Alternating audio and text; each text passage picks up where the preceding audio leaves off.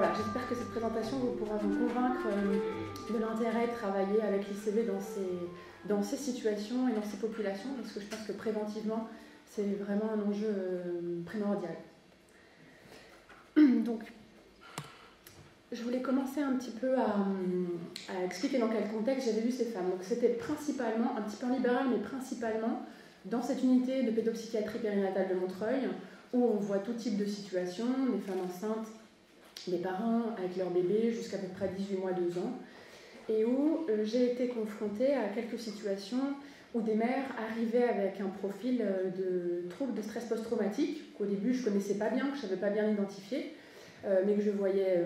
très préoccupées par un trauma de l'accouchement, par exemple, ou un trauma d'une annonce traumatique pendant la grossesse, ou d'autres circonstances, un voyage traumatique, etc., dans le cas de migration, parcours migratoire.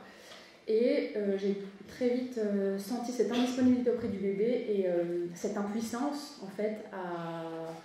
à pouvoir soutenir le bébé dans le fait d'aller chercher la disponibilité de sa mère, et où je me suis dit, il faut agir vite et efficacement, parce que le temps du bébé n'attend pas, quoi. C'est maintenant qu'il a besoin d'avoir un objet d'attachement qui soit disponible et qui puisse répondre à ses besoins affectifs, pas que d'ailleurs. Et du coup, voilà, j'étais formée récemment, je pense dans les premières situations à l'ICV, j'étais formée en 2013, et ça m'a plongée un peu dans finalement qu'est-ce que c'était le trauma, parce que c'est pas ma clinique initiale, c'est donc plutôt à Montreuil la confrontation à ces patients qui m'y a fait par conséquent m'y intéresser. Juste pour remettre un peu dans le contexte, d'après Chidiac et Croc, c'est un phénomène d'effraction du psychisme et de débordement de ses défenses par les excitations violentes afférentes à la survenue d'un événement agressant ou menaçant pour la vie, l'intégrité physico-psychique d'un individu qui est exposé comme victime, témoin ou acteur. Donc c'est quand même très large, c'est pas seulement le fait d'avoir été victime, il y a aussi toute la dimension d'être témoin ou même la famille proche à qui on peut raconter le trauma. Et puis je me suis aperçue, en tout cas dans la clinique que j'ai rencontrée, que la perte, j'expliquerai un peu plus tard de quoi je veux parler, peut avoir un effet traumatique aussi, et que peut-être le point commun, ce serait cette nécessité d'assimiler l'événement qui peut faire choc, qui peut générer de la sidération. Donc les différents traumas en période périnatale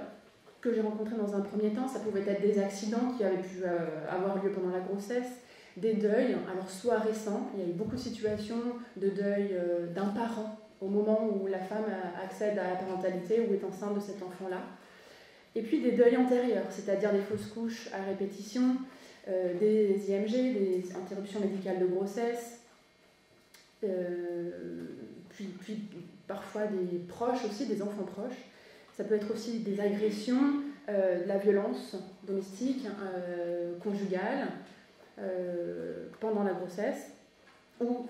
qui amènent à cette grossesse. Et puis, à Montreuil, beaucoup de situations migratoires traumatiques. Enceinte ou avec un bébé en chemin, quoi. Donc ce que j'ai découvert, c'est que finalement, ce qu'elles montraient par leur préoccupation, leur absence, leur moment de sidération, même en consultation, c'est qu'il s'agissait d'un trouble de stress post-traumatique. Donc quand on reprend le DSM-5, c'est un ensemble de symptômes caractéristiques qui se développent suite à l'exposition à un ou des événements traumatiques. Donc il y a plusieurs types de symptômes, comme la reviviscence. Alors dans les situations que j'ai rencontrées, ça peut être des moments de flashback, des moments, par exemple un accouchement par césarienne en urgence, où tout à coup on a l'épisode comme ça qui s'impose à elle, à un moment tout à fait inattendu dans le souvenir. L'évitement, alors ça va être typiquement des femmes qui ne retourneront pas en consultation à l'hôpital où elles ont accouché, ou qui éviteront de se trouver confrontées au souvenir de l'accouchement en évitant de regarder des émissions traitant de la maternité ou de l'accouchement. Ou d'éviter de croiser des gens qu'elles n'avaient pas vus jusqu'alors depuis l'accouchement, qui risqueraient de leur demander comment s'est passé l'accouchement.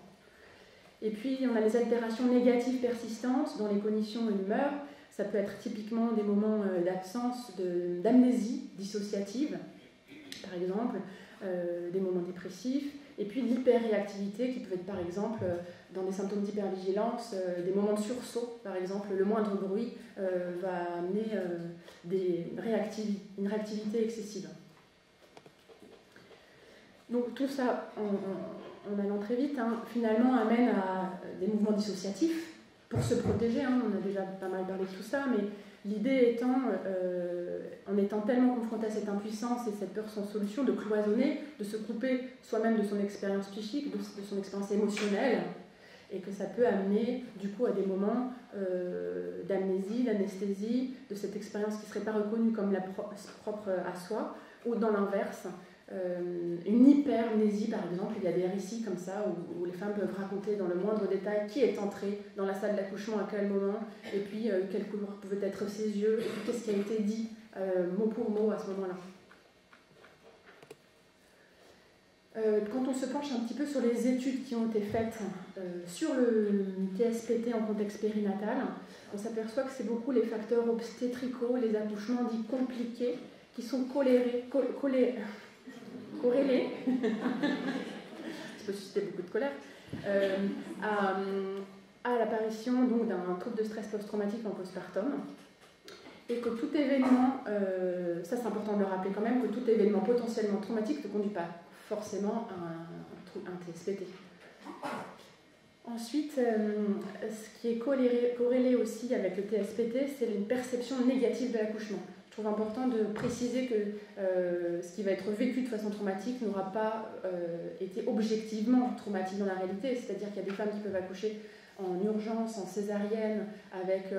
des hémorragies, des choses qui ont été vraiment pour leur survie mises en question, qui pourtant ne développeront pas cette symptomatologie, et des femmes qui ont un accouchement par voie basse relativement physiologiquement normal auront pourtant pu vivre un impact traumatique.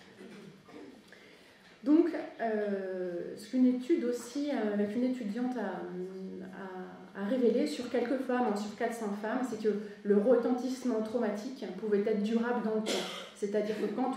il y a pu y avoir un trouble de stress post-traumatique dans ce contexte périnatal et notamment de l'accouchement, alors dans cette étude, c'est spécifiquement dans le cas d'accouchement prématuré, 1 an à 3 ans après, ces femmes ont été revues et elles continuent à ce moment-là d'avoir cette symptomatologie. C'est-à-dire que finalement, tant que ce n'est pas traité, ça continue à être actif, et on ne les a pas revus après, mais ça paraît assez évident que ça peut perdurer pendant longtemps comme ça. Donc, et dans cette étude-là, spécifiquement, c'était l'activité neurovégétative et des troubles du sommeil qui étaient assez présentes, avec une hypervigilance à l'égard de leur bébé. Donc, assez typiquement des femmes qui allaient, même quand leur bébé dormait la nuit, allaient vérifier qu'il était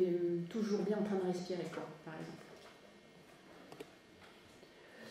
Il y a un lien aussi entre le trouble de stress post-traumatique et la dépression du postpartum. Donc il y a une forte corrélation entre l'accouchement, le type d'accouchement et cette dépression du postpartum. Dans l'étude de Denis, 90% des femmes développent parallèlement le TSPT et la dépression du postpartum. Donc l'hypothèse qui m'est rapidement venue dans cette clinique mère-bébé, c'est que cet impact du trauma, alors l'impact du trauma récent finalement, parce qu'on sait bien qu'il y a un impact du trauma de l'enfance, dans la manière dont après on s'occupe de nos propres enfants, et puis tout ce que vous avez montré précédemment sur les traumas de la vie, mais ce qui était un peu nouveau pour moi dans la clinique, c'est qu'il y avait un impact du trauma récent sur le lien mère-bébé, et par conséquent sur le développement de l'enfant lui-même, par ricochet. Donc, ce qui m'a paru important, c'est que de dégager le lien mère-bébé du vécu traumatique, ça permettait de rendre la mère plus disponible, plus sensible aux besoins psycho-affectifs de son enfant, et donc de générer un meilleur accordage. Donc, je ne vais pas revenir là-dessus, ça a beaucoup été dit ce matin, mais c'est toute cette question-là. Tant que la mère ne peut pas se réguler elle-même, elle n'est pas du tout en mesure d'aider son bébé à pouvoir se réguler. Et c'est toute la fonction de prothèse corticale dont parlait Johanna ce matin, qui dans d'autres termes aussi, la fonction de parexcitation de Freud, ou encore chez Bion, la fonction alpha de la mère qui transforme les éléments bêta. Tout ça, c'est la même chose. C'est la mère qui prédigère en quelque sorte les éléments pour son bébé, pour faire sens les émotions, les ressentis corporels. Donc, la qualité de la réduction de la mère est vraiment un enjeu psychique pour le bébé au long cours, et on le voit là dans les études, dans les écrits de mes collègues. Alors, tout à l'heure, j'en en a parlé un petit peu, mais juste pour vous dire un petit peu comment se passe, parce que tout le monde n'est pas formé à l'ICV ici, le déroulement d'une séance, typiquement sur le trouble de stress post-traumatique, c'est donc... l'idée, c'est d'abord de constituer la ligne du temps, avant que le patient ne rentre dans le récit, parce que c'est cet outil qui va nous permettre de l'en sortir, finalement, de l'aider à trouver un apaisement émotionnel, corporel. Et donc, il n'est pas question de partir dans l'événement tant qu'on n'a pas les souvenirs pour en sortir. Donc, on part du récit, du souvenir qui serait le moment où finalement le patient s'est senti le plus en sécurité après l'événement, où il s'est senti hors de danger, et puis on en récolte un certain nombre, entre 10 et 15, une bonne quinzaine quand même, donc d'après le trauma jusqu'à aujourd'hui. Et puis, moi, ce que je leur faisais aussi, c'est que je leur demandais un souvenir ou deux avant le moment du trauma, par exemple, avant l'accouchement traumatique, le dernier moment où elles ont pu préparer leur valise, par exemple, avant de partir à la maternité, s'il y a pu y avoir ce temps-là, le dernier examen, voilà, des choses qui les remettent aussi dans ce contexte de la vie qui existait avant le moment traumatique, quoi, pour mettre plus d'épaisseur dans tout ça. Donc, une fois qu'on a récolté tous ces souvenirs, on laisse le patient faire la lecture, faire le récit de son histoire, et on récolte les informations en les notant. Et puis on prend le relais après, quand on arrive au premier souvenir. Et puis après, c'est nous, en fait, qui faisons le récit. Pour lui, en se réajustant, en demandant si on n'a pas omis de détails importants, si ça va comme ce qu'on en a rapporté. Et puis, on fait autant de tours que nécessaire. C'est ça qui est hyper important, c'est qu'il faut au moins 10-15 grand minimum tours. Ça peut aller jusqu'à 30 répétitions s'il le faut. Il faut absolument poursuivre jusqu'à ce qu'on puisse, au moment où on arrive dans le présent, quand on fait une petite évaluation de comment c'est pour le patient, puis quand il peut refaire le récit lui-même, que le récit soit apaisé. Pour les patients, ça leur parle toujours, je trouve, cette image de la colline, c'est-à-dire qu'il y a le niveau émotionnel qui monte très haut et on ne peut pas arrêter la séance tant que ce n'est pas descendu suffisamment bas et suffisamment dans la fenêtre de tolérance. Alors, après avoir fait quelques protocoles comme ça initialement avec des femmes, je voyais bien des choses qui bougeaient, je sentais quelque chose d'efficace pour elles. Et du coup, j'ai relevé quelques-unes de leurs phrases qui étaient des phrases spontanées, qui étaient vraiment leurs propres phrases, qui me paraissaient très éloquentes. Je me sens moi-même, je ressens mon corps comme une paix, ou encore je me sens dans mon corps libérée de quelque chose. Donc je trouvais ça fort, et en même temps je me disais, voilà, il existe aussi des échelles qui permettent d'objectiver l'évolution de l'état de stress post-traumatique avec des scores et tout ça, et je me suis dit, bon, je peux faire ça un petit peu de mon côté pour voir un peu dans les mesures qu'est-ce qu'on obtient. Et donc pour ça j'ai utilisé l'IESR, juste pour que... Donc, il y a 3 sous-échelles, il y a un score seuil qui est à 25, 26 je crois, et les femmes, d'ailleurs c'est pour tout type de trauma, c'est pas du tout spécifique aux traumas périnataux, mais c'est par exemple tout à fait d'accord, parfois, enfin c'est de 1 à 4 sur pas du tout, un peu, moyennement, beaucoup, quoi, grossièrement. Juste quelques items sans le vouloir, et j'y repensais à l'événement traumatique. J'ai ressenti des vagues de sentiments intenses à propos de l'événement, etc. Je trouve que les indications dans ce contexte périnatal sont autour de l'accouchement traumatique, même des annonces traumatiques, notamment des annonces de trisomie qui s'avéreraient finalement des faux positifs, qui laissent des traces psychiques et qui génèrent des éléments toxiques dans le lien. Des traumatismes antérieurs aussi, alors justement les morts subites du nourrisson, éventuellement les accouchements prématurés, les fausses couches tardives, les IMG, etc. Et puis, du coup, les traumatismes récents, finalement, tout ce qui vient générer de l'indisponibilité de la mère à l'égard de son bébé. Donc, en conclusion, s'il y a un trouble du stress post-traumatique dans la période périnatale,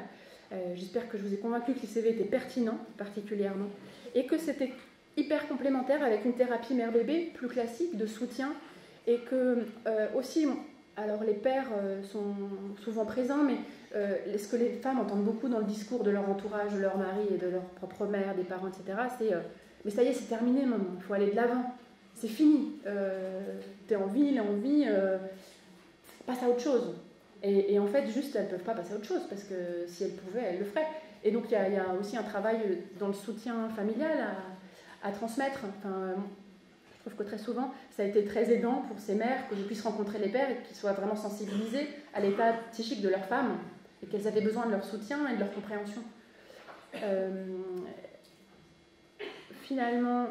ce qui s'est avéré aussi, c'est que dans les situations où ces éléments-là traumatiques ont eu cet impact traumatique aussi fort, c'est que, pour les situations que j'ai rencontrées en tout cas, c'est qu'il y avait des traumas antérieurs.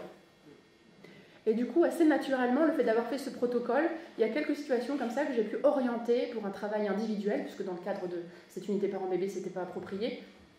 et où du coup, il y a pu y avoir un traitement des traumas antérieurs. Alors après, je ne sais pas quels impacts sur le bébé, enfin, on sait parce qu'on a entendu ce matin, mais dans leur histoire à elles, je ne sais pas.